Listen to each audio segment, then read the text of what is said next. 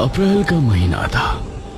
रात के समय सभी गांव वाले अपने अपने घरों में बैठे थे, लेकिन कोई था जिसकी चहलकदमी जंगल में अभी भी जारी थी। रमेश, जो कि पिछले महीने ही शहर से आया था, अपनी हाथ में मोबाइल की फ्लैश ऑन किए आगे बढ़ रहा था। भला किसी पुरानी गुफा में लिखी पुरानी बातों को पढ़ने से किसी की मौत कैसे हो सकती है? ये गांव के लोग भी ना कुछ भी कहानी गढ़ देते हैं। आज तो मैं पढ़कर ही रहूंगा उस गुफा के अंदर क्या लिखा है जो गांव के लोगों ने इतनी दहशत फैला रखी है।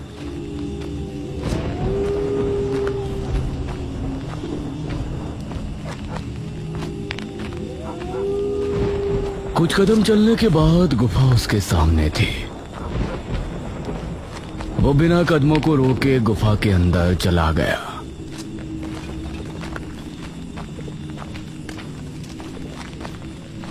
गुफा तो नॉर्मल ही लग रही है। वो बड़ी आराम से इधर उधर देखता हुआ आगे बढ़ रहा था।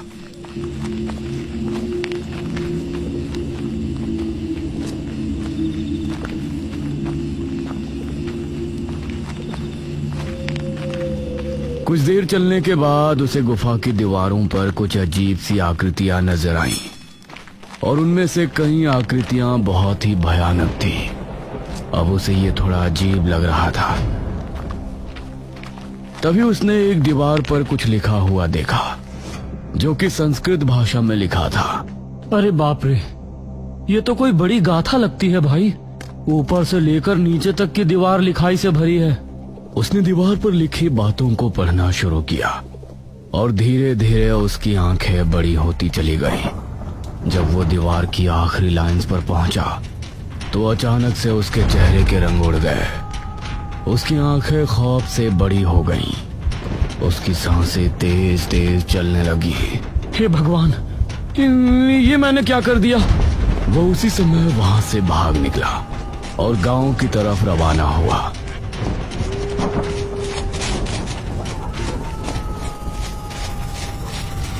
कुछ ही देर में वो गांव पहुंच गया और सीधा अपने घर में आकर रुका। हे भगवान, मेरी रक्षा करना।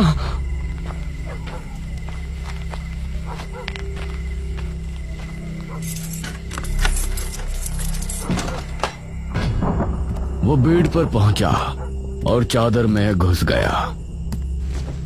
उसे बहुत तेज बुखार भी आ गया था। शरीर में अजीब सी कपकपी बंधी थी। तभी उसे उसके दरवाजे के खुलने की आवाज आई। वो डर गया और उसने अपने चेहरे से हल्की सी चादर हटाई तो उसके सामने एक बहुत ही भयानक असुर खड़ा हुआ था। उसे देखकर उसकी आंखों में खौफ उतर आया।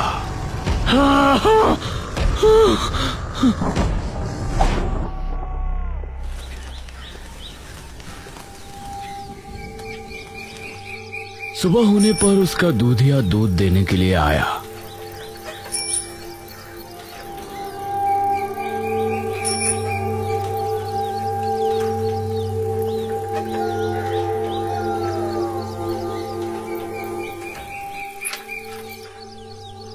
अरे रमेश बाबू, दूध ले लीजिए। कहाँ छिपे बैठे हैं?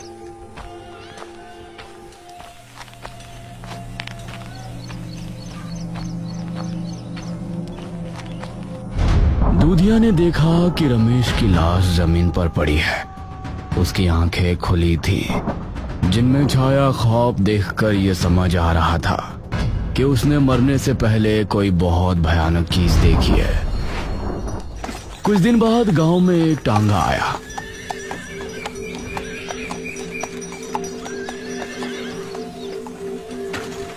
उसके अंदर से मनोज नाम का एक आदमी उतरा। टांगे वाले ने उसके 2 बड़े बड़े बैग भी टांगे से उतारे। शुक्रिया भाई। तभी मुखिया भी अपने एक आदमी के साथ वहां आया।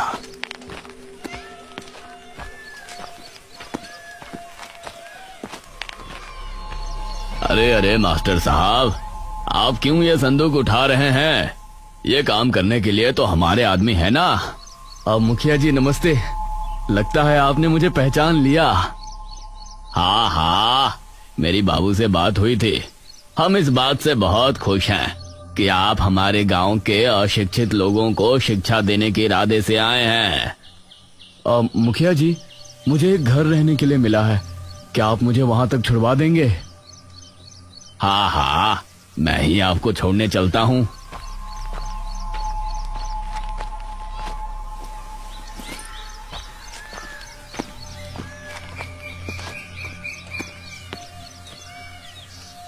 मनोज मुखिया की गाड़ी में बैठा और गाड़ी आगे बढ़ने लगी। वैसे वो घर बसावट से काफी दूर है। कुछ देर की यात्रा के बाद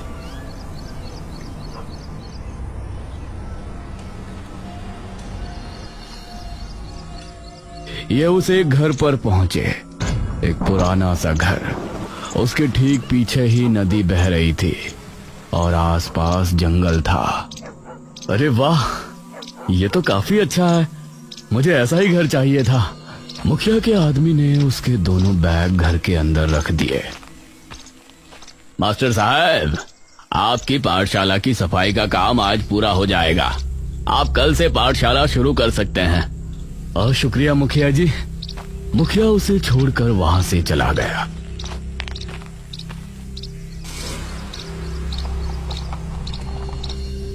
मनोज ने अपने बैग्स को कमरों में रख दिया।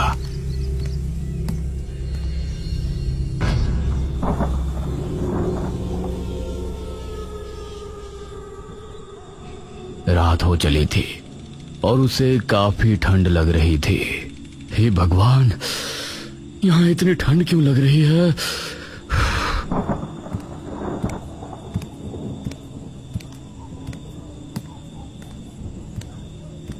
उसने दूसरे कमरे में जाकर देखा तो वहां अंगीठी और कुछ लकड़ियां रखी थीं। अरे, ये लकड़ियां तो बहुत बड़ी हैं, इनको बिना काटे तो अंगीठी में डाला ही नहीं जा सकता। उसने सभी कमरों में देखा, लेकिन उसे वहां कुल्हाड़ी नहीं मिली। चलो बाहर जाकर देखता हूं, हो सकता है जंगल में छोटी लकड़ियां मिल जाएं। बिना काटे ये तो अंगीठी में नहीं आने वाली। वह घर से बाहर निकला। मौसम काफी ठंड था। उसने देखा कि नदी की तरफ कुछ छोटे पेड़ भी है। उन पेड़ों से छोटी लकड़ियों का इंतजाम हो सकता है। वो नदी के ही तरफ रवाना हुआ। सामने से आती लहरों का नजारा उसे बहुत मनमोहक लग रहा था। वो लकड़ियों को भूल गया और नदी के किनारे की तरफ उसके कदम चल पड़े।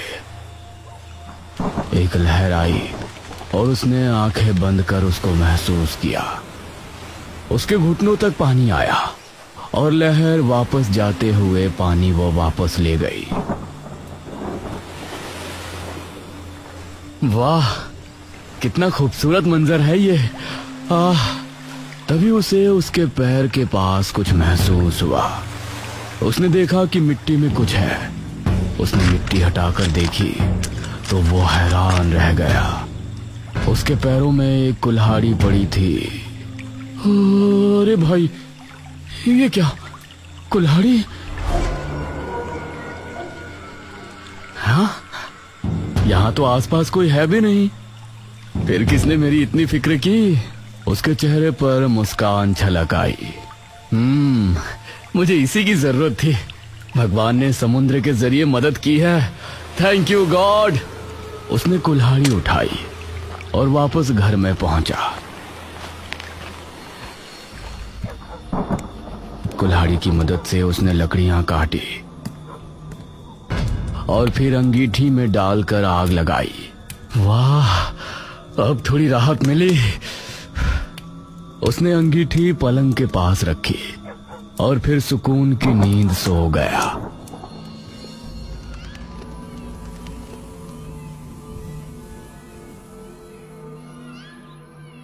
अगली सुबह मनोज अपने पाठशाला में पहुंचा। पहले दिन से ही वहां गांव के कई लोग शिक्षा लेने पहुंचे। मास्टर जी, ये नटूरे का क्या मतलब होता है? ये सुनकर मनोज मुस्कुराया। अरे चाचा जी, वो नटूरे नहीं, नेचर है। Nature nature. यह सुनकर सभी हंस पड़े। गांव के लोगों को पढ़ाना काफी मुश्किल का काम था, लेकिन मनोज को यह करने में बहुत गर्व महसूस हो रहा था।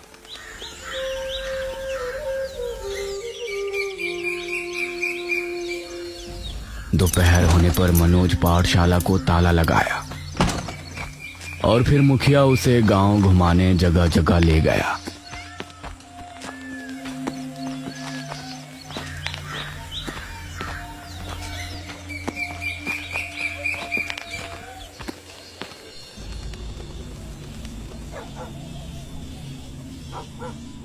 शाम होने पर सभी आग के सामने बैठकर बातें करने लगे। मुखिया जी, जब से यहाँ आया हूँ गांव की गुफा के बारे में कुछ न कुछ अलग बात सुनी है। उस गुफा की असली कहानी क्या है? अरे वो गुफा बहुत ही विचित्र है। गुफा के अंदर जाना तो साधारण बात है, लेकिन उसके अंदर दीवारों पर संस्कृत भाषा में बहुत लंबी लंबी बातें लिखी हैं। अब वो कोई कहानी है या कुछ और है ये नहीं पता, लेकिन जिसने भी उन दीवारों पर लिखी पंक्तियों को पढ़ा है उसकी रहस्यमयी तरह से 3 दिन के अंदर मौत हो जाती है। हे भगवान, ये तो बहुत अजीब बात है मुखिया जी। शुक्र है मुझे संस्कृत पढ़ना नहीं आता। मनोज को इस बात पर भरोसा नहीं था, क्योंकि वो एक पढ़ा लिखा व्यक्ति था। अब चलिए मुखिया जी, अब आपसे कल मिलता हूँ।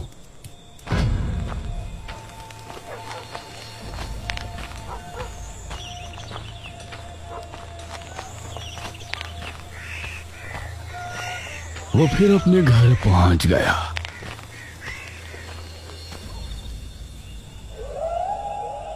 लेकिन बिरजू अभी भी गुफा के बारे में ही सोच रहा था। उसके कदम उसे गुफा के पास खींच ले गए। मैंने झूठ बोला था कि मुझे संस्कृत नहीं आती। अब तो मेरी उन पंक्तियों को पढ़ने की जिज्ञासा और बढ़ गई है। भला दीवारों पर लिखी बातों को पढ़ने से कोई मर सकता है? वो गुफा के अंदर चला गया। कमाल है, जितनी अंदर जा रहा हूँ रोशनी उतनी ही बढ़ती जा रही है, लेकिन समझ नहीं आ रहा रोशनी आ कहां से रही है। वो एक दीवार के सामने जाकर रुका और उस पर लिखी संस्कृत की लाइन पढ़ने लगा। भारत 1026वीं ईस्वी में रतनगढ़ के राजा अमर सिंह का राज था। उनके राज्य में प्रजा बहुत खुश थे और उनका तेज दूर दूर तक फैला था।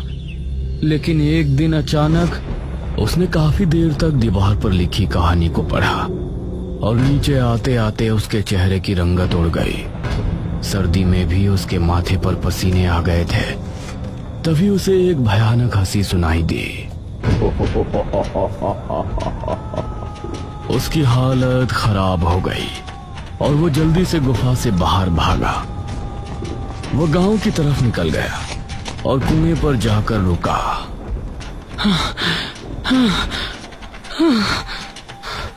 वो लंबी लंबी सांसें लेने लगा। उसे बहुत प्यास भी लगी थी। पानी। उसने कुएं में बाल्टी डाली और ऊपर खींची। उसके बाद उसने पीने के लिए जैसे ही चुल्लू में पानी लिया, वो पानी एकदम लाल हो गया और उसमें से बदबू आने लगी। उसने चुल्लू का पानी फेंक दिया और बाल्टी पर नजर मारी तो उसके अंदर साफ पानी ही था। वो जल्दी से वहां से अपने घर की तरफ भागा। अरे क्या हुआ आपको? इतना हाफ क्यों रहे हैं? कुछ नहीं, खाना लगाओ। उसने अपने डर को छिपाना चाहा, लेकिन इसमें वो नाकाम हो रहा था। खाइए ना, थाली आपके सामने है। उसने एक रोटी तोड़ी और जैसे ही मुंह में रखी तो उसे बहुत ही अजीब सा स्वाद आया और उसने रोटी वापस उगल दी। उसने देखा कि थाली में सब्जी की जगह कीड़े रेंग रहे हैं। अरे क्या हुआ आपको? जब बिंदिया ने देखा तो प्लेट में खाना ही था। वो कीड़े सिर्फ बिरजू को ही नजर आए थे। कुछ नहीं, वो मुझे भूख नहीं है। वो बिस्तर में गया और बुरी तरह से कांपने लगा। उसकी बीवी बिंदिया को उसकी बहुत चिंता होने लगी। अगले दिन सुबह 7 बजे मनोज की आंख खुली उसने उठते ही खिड़की से नदी का नजारा देखा। वाह, कितना खूबसूरत नजारा है। ठीक 8 बजे वो पाठशाला पहुंचा और पढ़ाने का काम शुरू किया और शाम होने तक वो मुखिया के साथ ही रहा। उस समय बिरजू भी काम से अपने घर को लौट रहा था। तभी उसे अपने पीछे से अचानक भारी कदमों की आवाज सुनाई दी। उसने डरते हुए पीछे मुड़कर देखा तो वहां कोई नहीं था। उसने फिर से चलना शुरू किया। वो फिर से कदमों की आवाजें उसे सुनाई देने लगी, लेकिन अब उसने रुकना ठीक नहीं समझा और अपने घर पहुंचा। बिंदिया, बिंदिया घर के अंदर नहीं थी। बिरजू ने मटके से लेकर पानी पिया। तभी उसे वही भारी कदमों और हंसने की आवाज सुनाई देने लगी।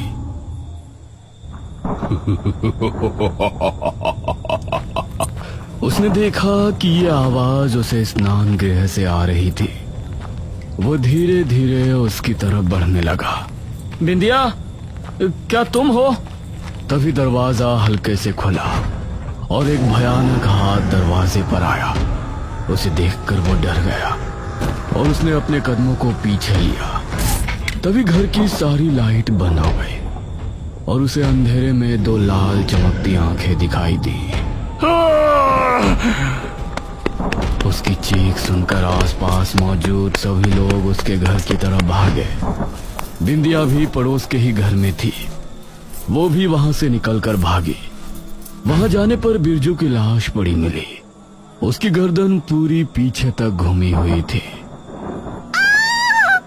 मनोज भी बिरजू की लाश देखते हुए बहुत हैरान था। जरूर ये गुफा के अंदर ही गया होगा। लेकिन इसने तो कहा था कि इसे संस्कृत पढ़ना नहीं आता। मनोज को यही लग रहा था कि उसका किसी ने खून किया है और गुफा वाली बात के सिर्फ आड़ ली जा रही है। कुछ देर बाद मनोज वापस अपने घर पहुंचा। आज तो चाय पहले ही पी लेता हूँ, बहुत थकान हो रही है। और चाय बनाने के लिए किचन में गया।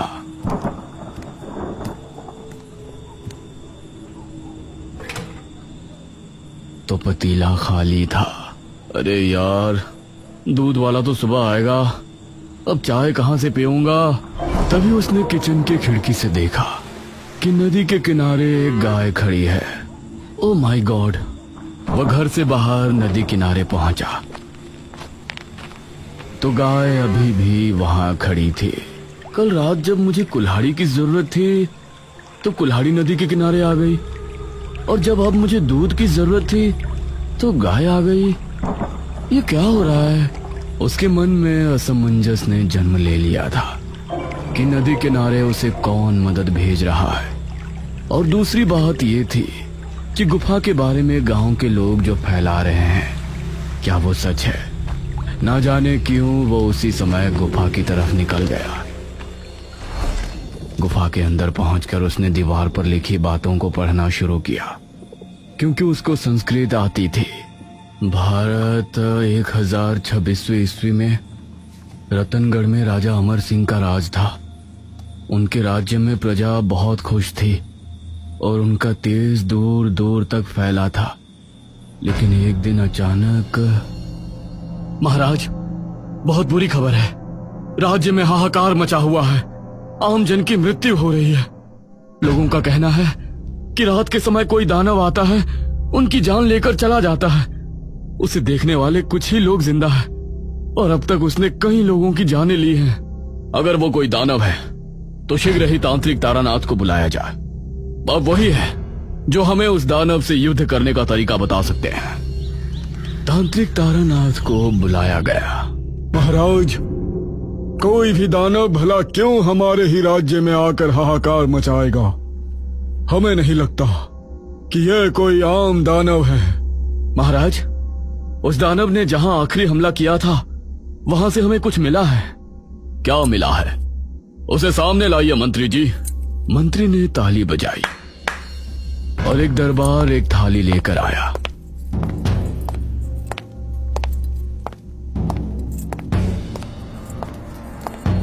मंत्री ने उस थाली से कपड़ा हटाया तो उसके अंदर कोई नुकीली चीज थी। उसे देखते ही तारानाथ के माथे पर लकीरें उभर आई। क्या हुआ बाबा? तारानाथ ने अपने झोले से कुछ चावल निकाले और उन पर कोई मंत्र पढ़कर उस नुकीली चीज पर डाले। उसके संपर्क में आते ही चावल जलकर राख हो गए। हे भगवान! महाराज, वो कोई दानव नहीं बल्कि असुर है। यह उसी असुर का नाखून है। असुर? हाँ, आपके पड़ोसी दुश्मन राज्य ने हमारे राज्य को खत्म करने के लिए इस असुर को आवाहन करके यहाँ भेजा है। तांत्रिक तारानाथ, अब हम इस असुर को कैसे वध कर सकते हैं? ये कोई आम दानव नहीं, असुर है महाराज। हमारी मृत्यु ही इस असुर का अंत है। यह सुनकर सभी हैरान रह गए। हमें एक महायज्ञ करना होगा और अपने शरीर को त्याग करना होगा। हमारी हड्डियों के बने वज्र से ही उसकी मृत्यु संभव है। बाबा, क्या और रास्ता नहीं है? नहीं महाराज, हमें हमारी मृत्यु का कोई दुख नहीं है। आपकी रक्षा करते हुए हमारी मृत्यु हो जाए तो इससे अच्छी मृत्यु और क्या होगी। तारानाथ एक गुफा में जाकर यज्ञ में बैठे और 2 दिनों के बाद जब महाराज अमर वहां पहुंचे तो वहां तारानाथ नहीं थे। उनकी हड्डियों का एक वज्र रखा हुआ था। आपका बलिदान सदैव अमर रहेगा।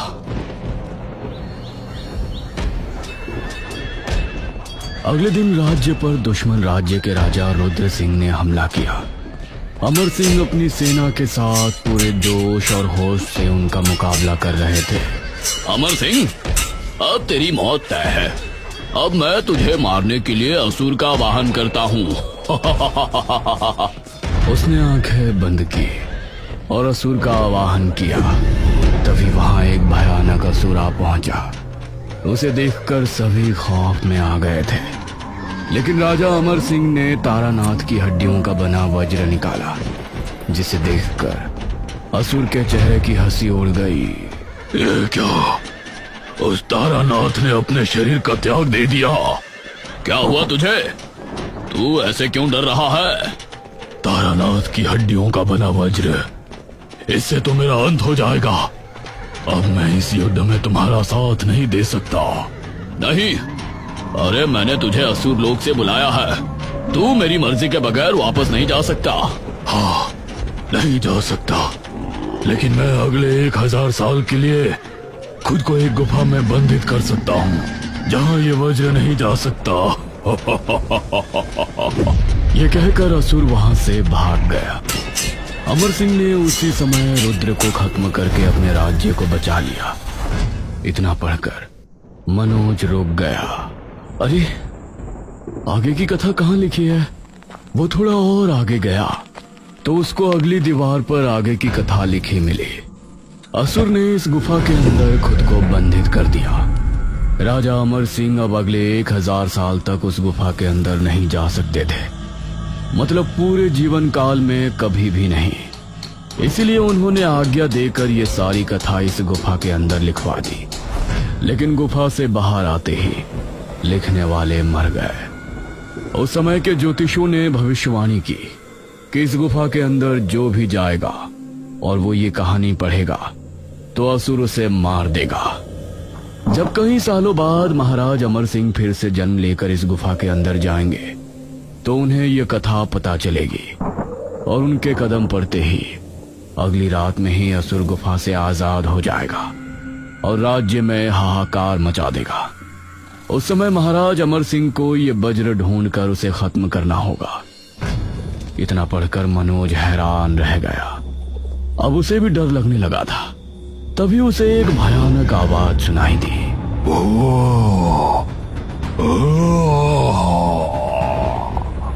यह आवाज सुनकर मनोज बुरी तरह से डर गया और वहां से भाग निकला।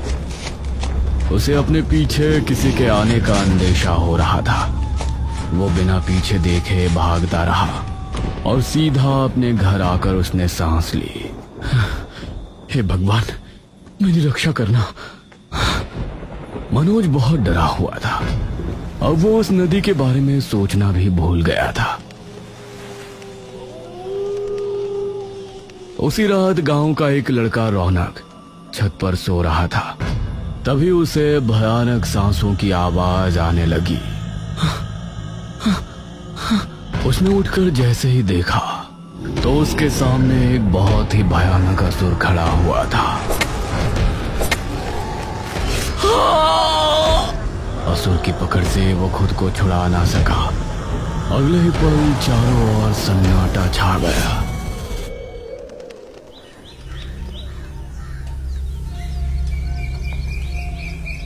सुबह होते ही गांव में उसके ना रहने की खबर फैल गई और माहौल शोकमय हो गया।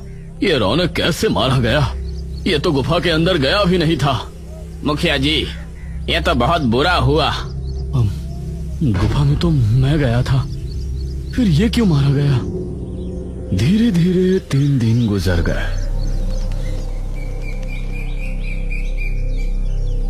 असुर ने इन दिनों में कई नौजवान लड़कों को गायब कर दिया। अब मुझे कोई नहीं मार सकता, मैं आजाद हो चुका हूँ। गांव में एक सभा बैठाई गई। पहले तो सिर्फ गुफा में जाने वाला इंसान ही मारा जाता था, लेकिन अब तो बिना गुफा में जाए जो भी लड़का 18 वर्ष हो रहा है उसी का अंत हो रहा है। इसे कैसे रोके मुखिया जी? मनोज मन ही मन अपने बारे में सोच रहा था। मैं गुफा में गया था, मुझे तो कुछ भी नजर नहीं आया, ना ही मेरे साथ कुछ हो रहा है। 3 दिन के बाद भी मैं जिंदा कैसे हूँ?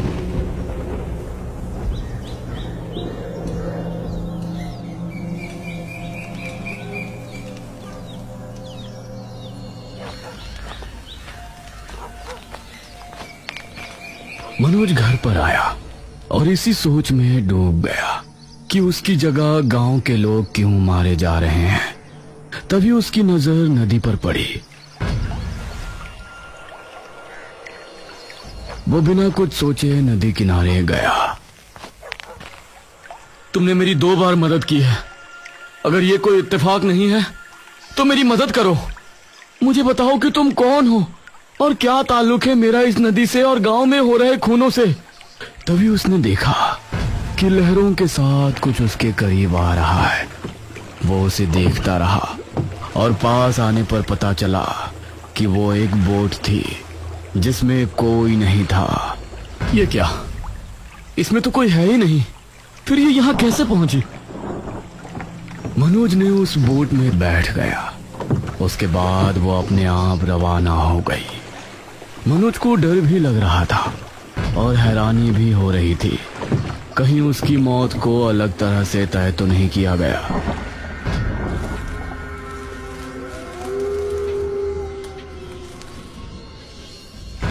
वो बोट एक किनारे पर जा लगी जहां सामने ही एक पुराना किला नजर आ रहा था। एक किला इस टापू पर? मनोज बोट से उतर किले के अंदर गया। वहां दीवारों पर मशालें जली हुई थी। आ जाइए महाराज। ये सुनकर मनोज ने सामने देखा तो उसे वही तांत्रिक तारानाथ नजर आया। कौन हो तुम? मुझे महाराज क्यों कह रहे हो? मैं तांत्रिक तारानाथ। इस जन्म में आप भले ही मनोज हैं, लेकिन पिछले जन्म में आप हमारे महाराज अमर सिंह थे। ये सुनकर मनोज हैरान रह गया। तुम अगर तारानाथ हो तो तुम तो मर गए थे। आपके सामने मेरी आत्मा है महाराज। इसका मतलब है कि मैं ही राजा अमर सिंह हूँ, इसीलिए मेरी मौत नहीं हुई। जी महाराज, जैसा कि आपने पढ़ लिया होगा कि आपके कदम गुफा में पड़ने के बाद असुर गुफा से आजाद हो जाएगा, तो वो आजाद हो चुका है। हे भगवान, मतलब जितने भी गांव के लोग मारे जा रहे हैं उनका जिम्मेदार मैं हूँ? ऐसा ना सोचे महाराज, आप बस उस असुर का अंत कर दें। वो खासकर 18 वर्ष के नौजवानों को इसलिए मार रहा है कि अगर उसने 21 नौजवानों को मार दिया तो फिर वो मेरी हड्डियों के बने वज्र से भी नहीं मारा जाएगा। उसकी शक्ति बढ़ जाएगी। मेरी हड्डियों के बने वज्र को इस्तेमाल करने का समय आ गया है। कहाँ है वो वज्र? आपको डर था कि आपके दुश्मन उस वज्र को ढूंढकर खत्म ना कर दें, इसलिए आपने उसे इस किले के तहखाने में रखवा दिया था। और मेरी आत्मा उसकी देखभाल कर रही थी। मैं आपको बुलाने के लिए ही आपकी मदद कर रहा था कि आप एक दिन मन में सवाल लिए जरूर यहाँ आएंगे और अपने कर्तव्य के बारे में जानेंगे। यह सुनकर मनोज ने आगे कुछ नहीं कहा। तारानाथ की आत्मा के साथ वो तहखाने में पहुंचा, जहां रखा हुआ वज्र चमक रहा था। अगली रात गांव के लोगों में डर का माहौल था। रविशंकर के बेटे मोहित का जन्मदिन था, लेकिन खुशी मनाने की जगह सभी खौफ में थे। रविशंकर और उसकी पत्नी मोहित के पास ही बैठे थे। माँ, बाबूजी, आप इस तरह क्यों मेरे सर पर बैठे हैं? मुझे मेरा जन्मदिन मनाना है। अरे बेटा, तुम्हारी जान खतरे में है, हम तुमको अकेला नहीं छोड़ सकते। हाँ, वहीं कुछ लोग घर के बाहर भी टहल रहे थे। मोहित रविशंकर का इकलौता बेटा है, उसकी मौत नहीं होनी चाहिए। हमें उसे हर हाल में बचाना है। हाँ मुखिया जी। तभी इन सभी को भारी कदमों की आवाज सुनाई देने लगी। इन सभी ने पहली बार असुर को आते देखा। इनकी आंखें खौफ से फट पड़ी और दिल बुरी तरह दहल गया। तुम लोग मुझे नहीं रोक सकते। वो रविशंकर के घर की तरफ बढ़ा। तभी कुछ गांव वाले उसकी तरफ भागे। उसने अपने एक ही हाथ से उनको ऐसा धकेला कि वो दूर जा गिरे और फिर उसने रविशंकर के घर का दरवाजा तोड़ दिया। उसे देखकर रविशंकर और उसकी पत्नी डर गए और मोहित का दिल दहल उठा। असुर ने आगे बढ़कर मोहित को अपने कंधे पर उठा लिया। तुझे तो मैं गुफा में ले जाकर आराम से खाऊंगा। वो मोहित को लेकर घर से निकला। तभी उसके सामने मनोज आ गया। छोड़ दे इसको असुर, छोड़। ओह, तो तू मुझे रोकेगा? उसने मनोज को धक्का देना चाहा, लेकिन उसे छूते ही असुर को एक झटका सा लगा। मोहित उसके हाथ से छूट गया और उसके माता पिता ने उसे खुद से चिमटा लिया। यह कैसे हो सकता है? मैं तो तुझे मच्छर की तरह मसलने की शक्ति रखता हूँ। तभी मनोज ने अपने पीछे छिपाया हुआ वज्र निकाला, जिसे देखकर असुर हैरान रह गया। मैं कोई आम इंसान नहीं, राजा अमर सिंह हूँ। तेरी मौत। यह सुनकर असुर के चेहरे पर खौफ उतर आया। वो वहां से भागने लगा। तभी मनोज ने आगे बढ़कर उसके सीने में वज्र घोंप दिया। असुर बुरी तरह से अहंकार भरने लगा। सभी गांव के लोग वहां इकट्ठे हो गए।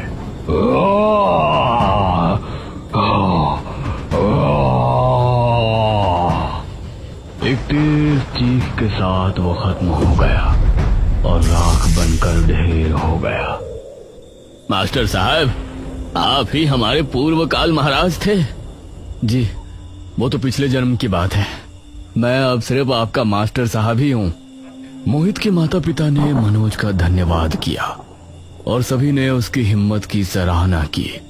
मनोज को अब बहुत अच्छा लग रहा था, क्योंकि उसने गुफा के खौफ को हमेशा के लिए खत्म कर दिया था और असुर के साथ बुराई का वध कर दिया था।